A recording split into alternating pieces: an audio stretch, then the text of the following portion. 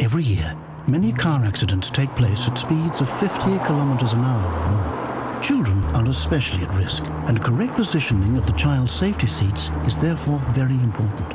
We will now take a look at what happens if your child is sitting forward-facing in a frontal collision.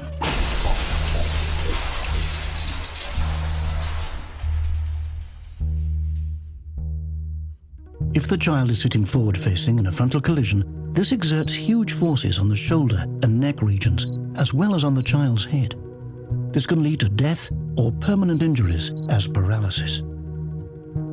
If your child is sitting rear-facing during a collision, the force will be spread over a greater area of the body, and there'll be less pressure on the neck, head, and inner organs.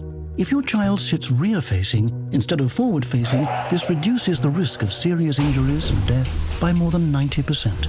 Children should therefore be seated rear-facing as long as possible, or until they are 4 years old.